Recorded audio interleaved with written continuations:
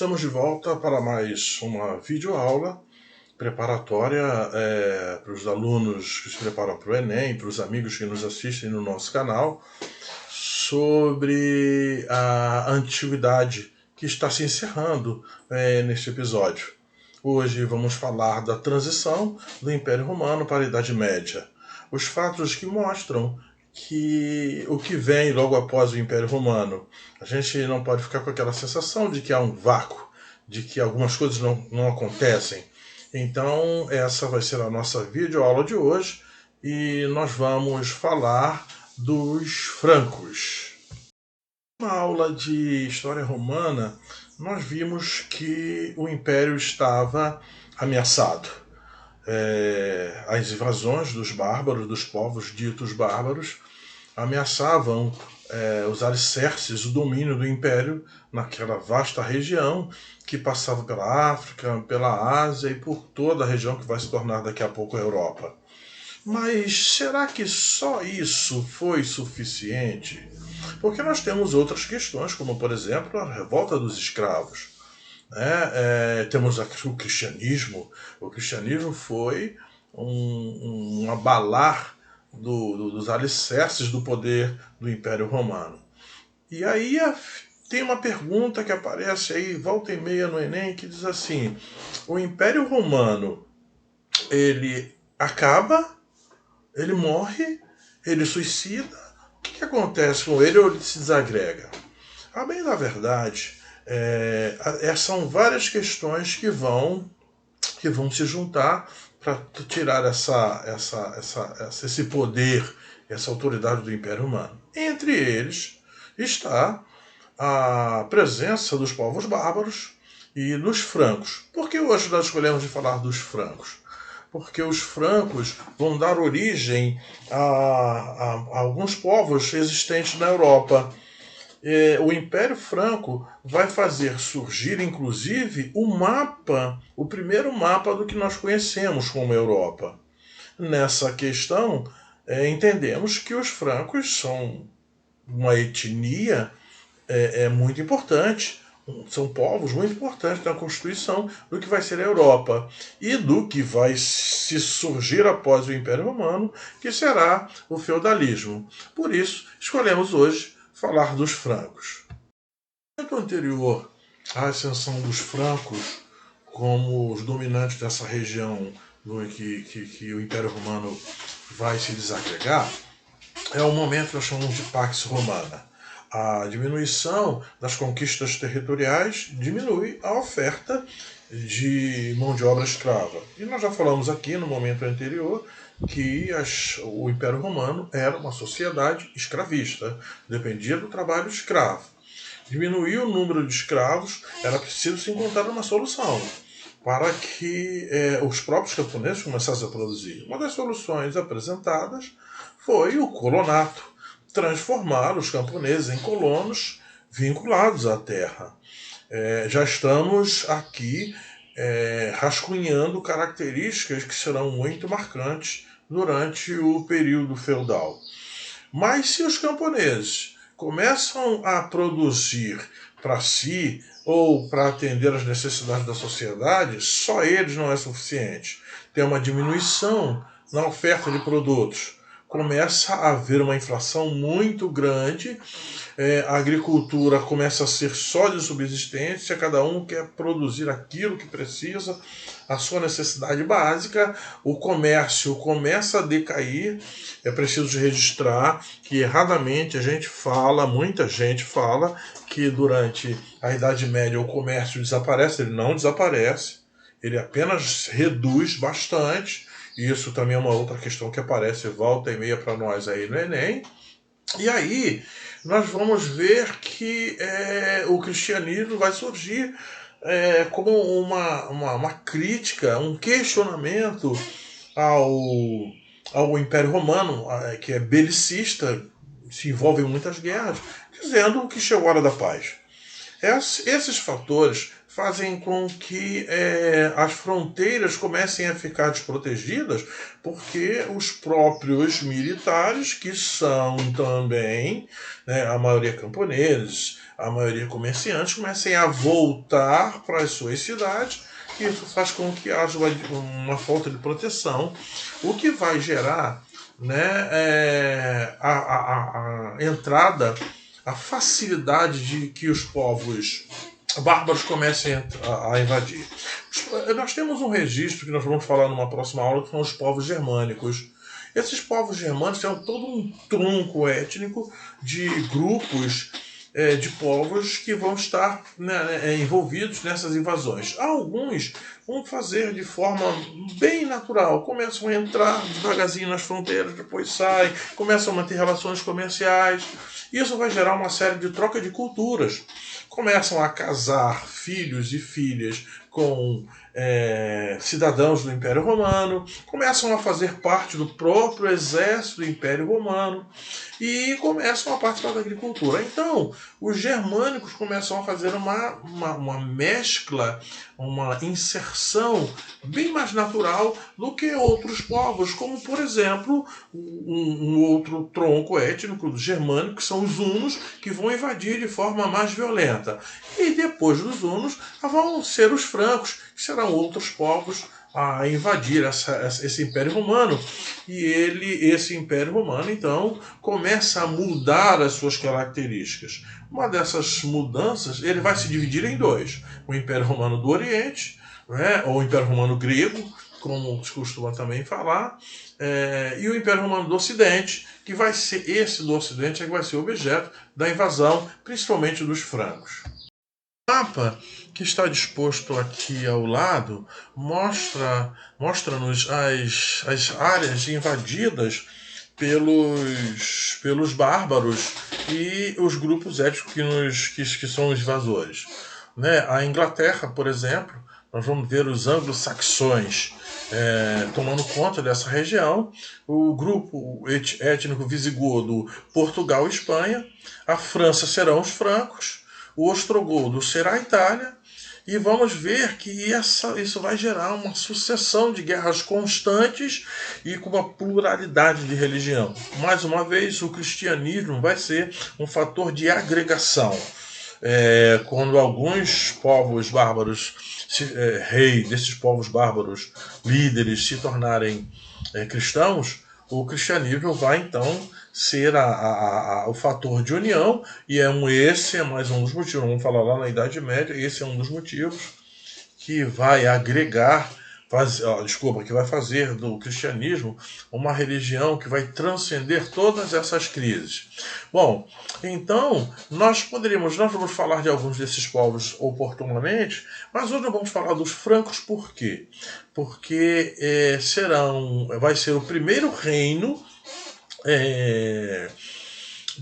bárbaro no que era o Império Romano do Ocidente. Essa informação é muito importante, porque eles estão se preparando para o Enem, e aqueles que estão se preparando aí para frente, para alguns concursos.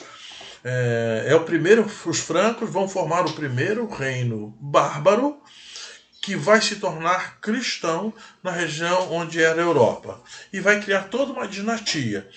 E isso é bem marcante na história desse povo, que vai tentar reeditar a opulência do Império Romano. Os francos foram, dentre os povos germânicos, foram guerreiros muito respeitados, muito fortes, por causa da liderança de Meroveu, que morre em batalha. E na sucessão natural, o neto dele, Clovis, é quem vai assumir a liderança entre esses povos bárbaros, os francos, e ele vai ser aquele que primeiro vai organizar a presença dos francos na região que hoje é a França, que tem esse nome justamente por causa dos francos. Os francos são oriundos da região onde é a Alemanha, e eles vêm invadindo até chegar na região que hoje é a França. E Clovis vai então, com o domínio que ele exerce vai se casar com uma nobre, dessa região, que é a França, que é Clotilde. Clotilde é cristã fervorosa, e ela começa então a tentar convencer Clovis de se converter ao cristianismo, e a argumentação dela acaba dando certo. Ele se converte ao cristianismo e vai ser batizado.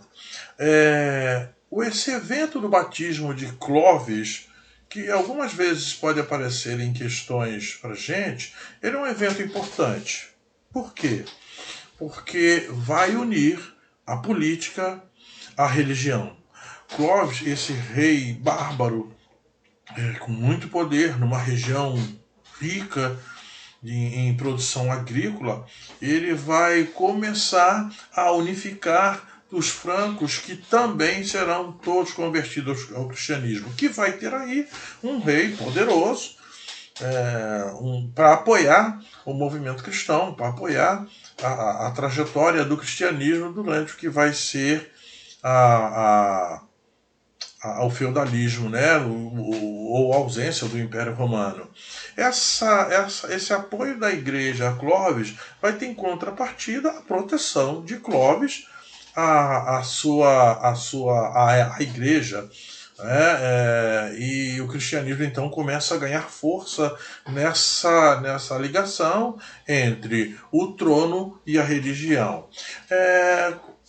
Clovis vai começar a montar uma estrutura de governo que nós chamamos de rei dolente. Ele não era assim, digamos, o administrador. Ele determinava a função de administrar as cidades para outras pessoas. E esses administradores, eles vão chamar vão levar a fama dos chamados reis indolentes. Ou seja, o exército, eles são nobres que controlam o exército. E aí vamos ter também uma figura chamada de majordomos, que essa expressão vai dar origem ao que nós chamamos de mordomos, que são esses líderes que não são reis, mas são aqueles responsáveis pela administração. Eles cuidam da economia, da agricultura de subsistência, que vai gerar a maior diminuição do comércio. Então, está surgindo na estrutura administrativa que Clovis monta, está surgindo uma figura de entremeio, que é a figura da nobreza, que no feudalismo, voltamos a afirmar, está sendo rascunhado aqui o feudalismo, no feudalismo vai ter um poder muito grande. A forma de governo em que esse mordomo, ou majordomos, é importante, tem muito poder, ela vai se espalhar por outras regiões do que vai ser a Europa. Os anglo-saxões, por exemplo, vão estabelecer o mesmo sistema na Inglaterra. Nós vamos ver que tem uma figura importante dessa região, chamado de Pepino de Heristal, que vai ser um dos mordomos, que vai ter uma liderança muito forte e vai fortificar o poder da nobreza na região da Inglaterra. Vamos ter Carlos Martel, que é outra figura bem marcante, com um nobre bem marcante na história da Europa, pela famosa Batalha de Poitiers. Na Batalha de Poitiers, Carlos Martel vai expulsar os muçulmanos da região que eles controlam até então, a região de Jerusalém, a região dita como sagrada para os cristãos. E aí começa a se perceber que os reis não são necessários os nobres, que organizam, que administram e que mostram a força, que combatem, a força do exército. Por isso, nós vamos ver que depois da morte de Carlos desculpa, de Clovis, vai surgir uma série de reinos em que haverá inclusive um golpe no rei de um desses mordomos, que é de Pipino. Pipino Breve, ele depõe o último rei merovingio e ele vai inaugurar uma dinastia chamada de Carolíngia. Então, os mordomos vão crescer tanto em poder, essa é a importância desse quesito, vão crescer tanto em poder que eles vão acabar tirando a figura, liquidando a dinastia merovingia. Termina então a dinastia merovingia com esse golpe que Pepino dá no rei e passa então, ele cria uma nova dinastia, que é a dinastia carolíngia. A dinastia carolíngia tem dois nomes marcantes. O primeiro é de Pepino, que dá o golpe e termina assim com esse golpe a dinastia merovingia e começa uma nova dinastia de poder. Então ele expande os territórios, ele cria o que se chama de patrimônio de São Pedro, que ele concede terras à igreja, devido ao apoio que a igreja dá a ele. Ele concede terras para a igreja na construção daquilo que nós chamamos de o patrimônio de São Pedro. Ele utiliza a utilização dessas igrejas, dessas terras da igreja, vai ser como na conquista, né, do que nós chamamos, que eles começam a se instituir o dízimo, e esse dízimo também se reverte em bens para o reino. E a segunda figura é Carlos Magno, que é o imperador romano do Ocidente no ano de 800. Ou seja, Carlos Magno vai reeditar, ou pelo menos vai tentar reeditar, resgatar o Império Romano do Ocidente, unificar a região do Ocidente para que o Império Romano seja reeditado. Ele expande, a partir do ano de 800, ele expande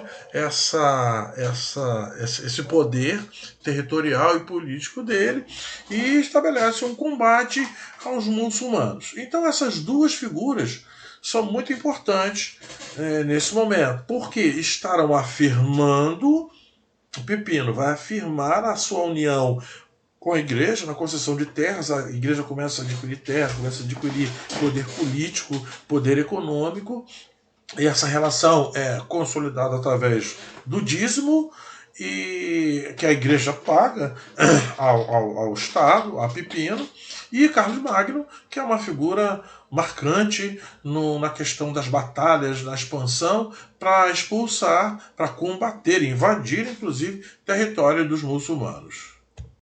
Característica que precisa ser ressaltada no governo do Carlos Magno, no período do Carlos Magno, é a administração carolíngia que ele vai estabelecer e que vai ser a base, agora realmente já está nascendo o feudalismo, ele está sendo estruturado e ele só vai se modificar, só vai se aperfeiçoar, né, daqui para frente, na Idade Média, que é essa forma de administrar dele.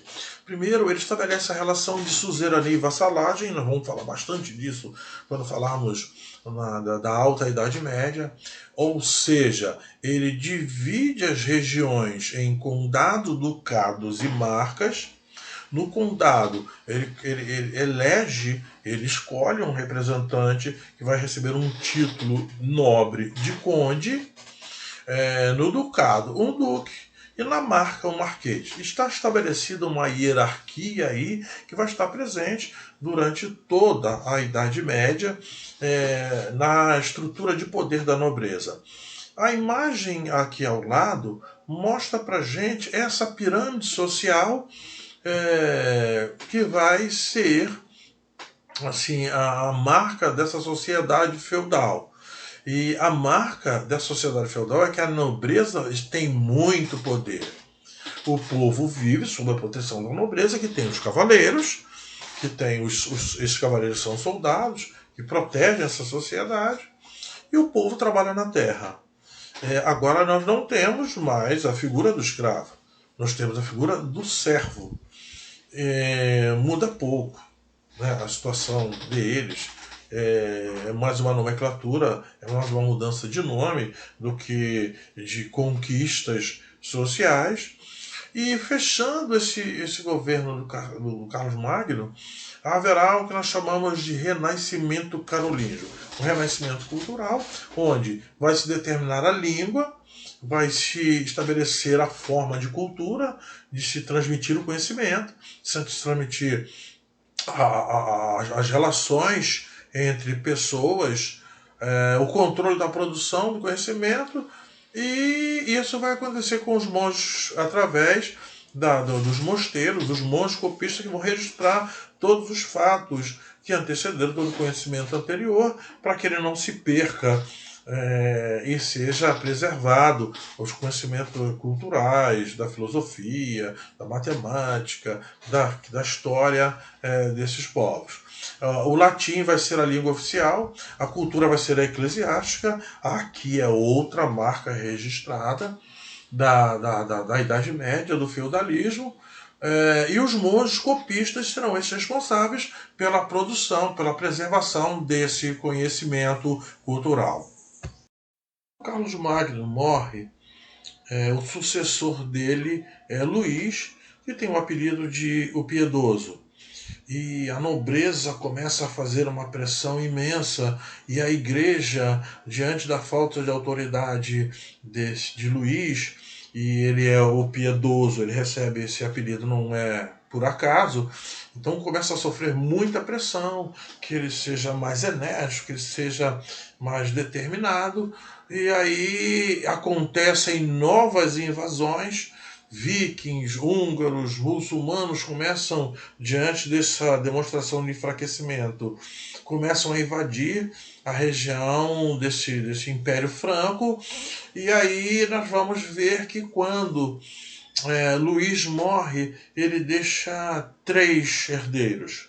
Luís, que é chamado o Germânico, porque vai ficar com a região da Germânia, ou do que nós conhecemos como Alemanha hoje. Carlos, o Calvo, e Lotário. Esses três irmãos vão dividir a região da Europa em regiões diferenciadas, cada um estabelecendo o seu poder. E aí nós vamos olhando, observando o mapa aqui acima, nós vamos ver que o primeiro mapa da Europa está rascunhado. O reino de Carlos, o Calvo, é uma região onde vai ser a França, né? Não parece nada com a França de hoje, porque está tomando conta também de outras regiões, como a Espanha, Portugal. O reino de Lotário vai ser a região onde estão os povos eslavos, hoje na Europa. E, por último, o reino de Luís o Germânico, onde é a região da Alemanha, nas fronteiras com a Rússia. E aí, esse quesito é importante para a gente perceber que está nascendo a Europa. Os francos inauguram aquilo que o mapa que nós vamos conhecer da Europa por enquanto. Ele vai sofrer outras divisões, nós já registramos aqui mesmo, né, que agora vão ter as invasões dos vikings, que vão redividir esse mapa, dos húngaros, que vão fazer uma nova divisão nessa região, vai surgir o Império Austro-Húngaro já, e os muçulmanos, que vão ameaçar esse domínio franco na região do que era o Império Romano. Bom, agora está jogada, digamos assim, de forma hilária, a pá de cal no que era o Império Romano. Agora está nascendo uma nova forma de governar. Nós vimos aqui que temos os mordomos dando, o que é uma forma de governar que dá muito poder à nobreza. Vimos a igreja muito próxima do poder, questionando inclusive a autoridade do rei. Vimos as características. Então nós temos os nobres, nós temos a igreja e temos a mão de obra, que são os camponeses, que são os servos que estão presos à terra. O primeiro ensaio digamos assim, a formação do que nós chamamos de feudalismo, que vai ser a característica principal da Idade Média, que nós vamos falar numa próxima aula. Até lá!